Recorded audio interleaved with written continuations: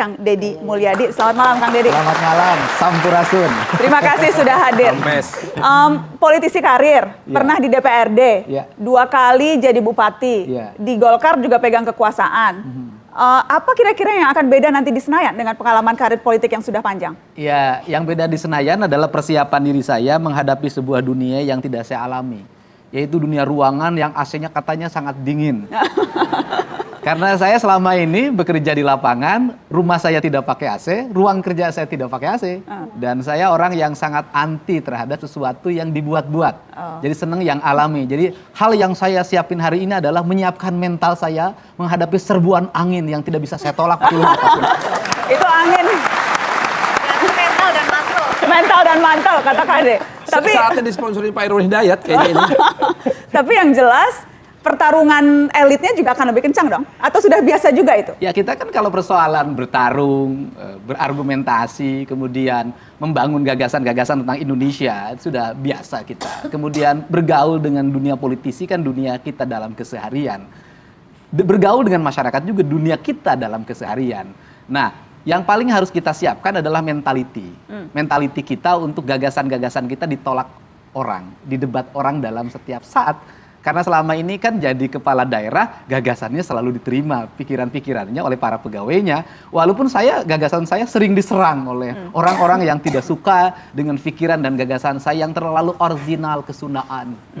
Yang jelas kalau eksekutif memang ya eksekutor melakukan, legislatif itu hanya satu di antara 575 yang lain. Jadi akan memang posisinya akan jauh berbeda. Ya, saya sudah membuat rancangan untuk itu karena saya orang pekerja. Saya biasa bangun pagi jam 4:30, jam 5 udah naik sepeda. Kemudian ngecek yang nyapu di jalan, kemudian keliling ke dapur-dapur rumah rakyat miskin, kemudian setelah itu saya berjalan kaki ke sawah, ya itu dia menyiapkan itu. Setelah itu DPR, anggota DPR, saya harus banyak menyiapkan waktu di dalam ruangan, dari hotel ke hotel, kunjungan kerja ke luar daerah, mungkin ke luar negeri, naik pesawat gitu kan, walaupun di pesawat tidak ada kelas legislatif,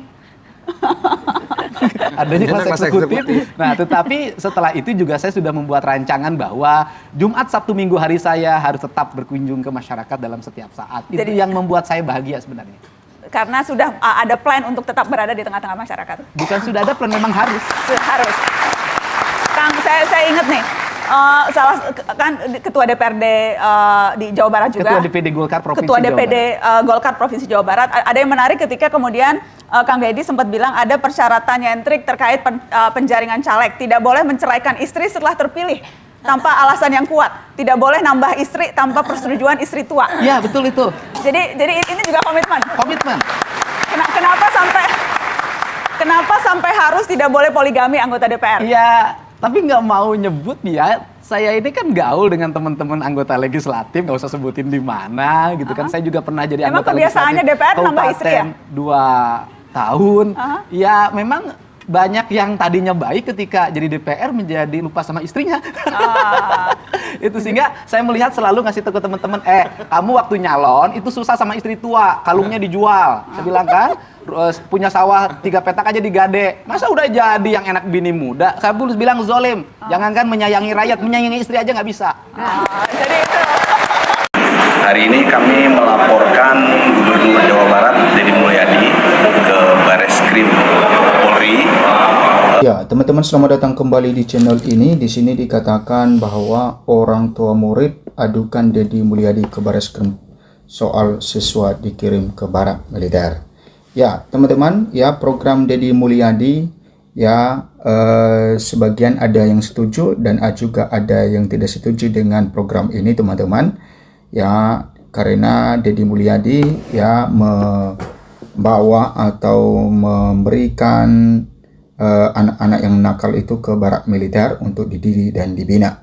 Dan selaku salah satu orang tua siswa ini melaporkan Kang Deddy Mulyadi ke Bareskrim Polri. Nah, kita lihat teman-teman ya, apa alasan kenapa orang tua siswa ini melaporkan Deddy Mulyadi ke Bareskrim Polri atau polisi. Orang tua murid dari Kabupaten Bekasi, Adel Setiawan, mengadukan Gubernur Jawa Barat Deddy Mulyadi ke Bareskrim Polri KDM diadukan terkait kebijakan siswa bermasalah dikirim ke barak militer. Nah, kemudian kami memasukkan aduan ke Bareskrim mengenai unsur-unsur pidana terkait dengan kebijakan Deddy Mulyadi tersebut, kata Adel kepada wartawan di Bareskrim Polri Kamis 5 Juni. Dalam aduannya, Adel mengaku sudah menyertakan sejumlah barang bukti. Adapun dalam aduan itu, Deddy Mulyadi diduga melanggar pasal 76H Undang-Undang Perlindungan Anak dengan ancaman pidana penjara selama 5 tahun. Salah satu pasal yang kami masukkan itu di Undang-Undang Perlindungan Anak di pasal 76H, itu kan jelas-jelas melarang pelibatan anak-anak untuk kegiatan militer, ujar dia. Kebijakan-kebijakan seperti ini harus ada dasar hukumnya dong. Ini hanya sebatas surat edaran. Jadi Deddy Mulyadi ini kami anggap melaksanakan negara kekuasaan, bukan negara hukum. Jadi semau-mau dia aja lanjut dia. Kemudian Adel berharap aduan yang dilayangkan dapat dikaji oleh Bareskrim Polri. Ke depan dirinya dijanjikan akan dipanggil kembali ke Bareskrim Polri untuk melengkapi bukti aduannya. Nanti dalam seminggu ini nanti dikonfirmasi lagi sama pihak Bareskrim untuk digelar dan untuk ditentukan apa saja bukti-bukti yang kurang atau perlu dilengkapi, kurang lebih seperti itu, ungkap dia. Sebelumnya program Deddy Mulyadi juga dikritik Wakil Ketua Komisi Perlindungan Anak Indonesia KPI, Jasra Putra. Dia meminta agar program pengiriman siswa ke barak militer yang dilakukan oleh Pemprov Jabar dihentikan. KPI menilai perlu adanya evaluasi menyeluruh terhadap efektivitas program, terutama dalam hal perubahan perilaku anak dan kepatuhan terhadap prinsip perlindungan anak untuk menilai apakah program besutan Deddy Mulyadi ini efektif. Nah, kemudian belum ada tanggapan dari Deddy Mulyadi terkait aduan tersebut, namun Deddy menyebut program ini ia terapkan sebagai bentuk untuk membina anak-anak bermasalah. Nah, siswa tetap belajar di sekolah, mereka tetap melaksanakan kegiatan belajar mengajar, gurunya mengajar di sekolah, cuma bedanya mereka melaksanakan kegiatan itu di area kompleks militer atau Polri, ucap KDM pada 29 April lalu. KDM juga menjelaskan kriteria siswa seperti apa yang akan dimasukkan ke barak militer.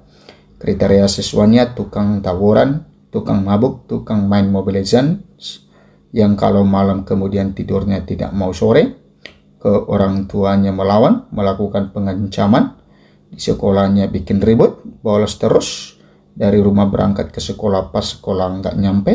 Kan kita semua dulu pernah gitu, ucap KDM sambil tertawa.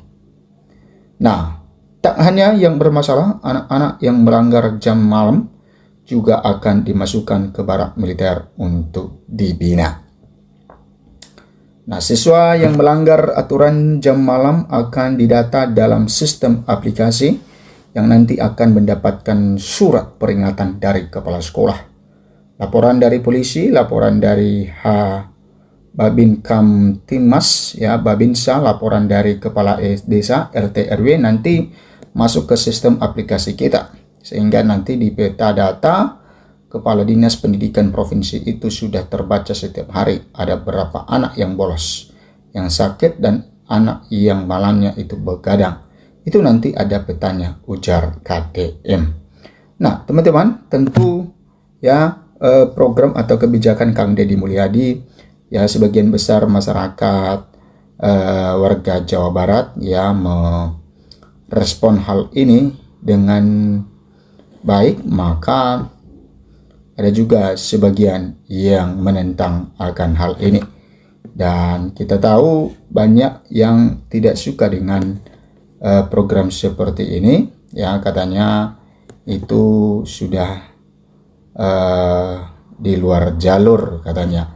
Karena anak-anak itu tidak melulu dibina ke barak militer, tetapi diberikan satu solusi-solusi yang baik untuk menjaga bagaimana permasalahan atau memberikan jawaban bagi permasalahan anak-anak.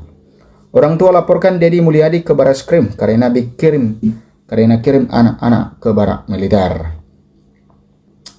Nah, kemudian teman-teman, Adel Setiawan, salah seorang wali murid Kabupaten Bekasi, Jawa Barat, melaporkan yaitu Gubernur Jawa Barat Deddy Mulyadi ke Badan Reserse Kriminal Bareskrim Polri. Didampingi Lembaga Bantuan Hukum Pendidikan Indonesia LBHPI, Adel melaporkan Deddy atas dugaan tindak pidana penyalahgunaan wewenang dalam kebijakan mengirimkan anak yang dianggap nakal ke barak militer.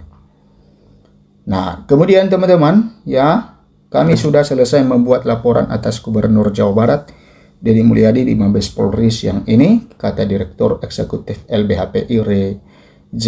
Kinta Sofrizal kepada Tempo melalui pesan tertulis.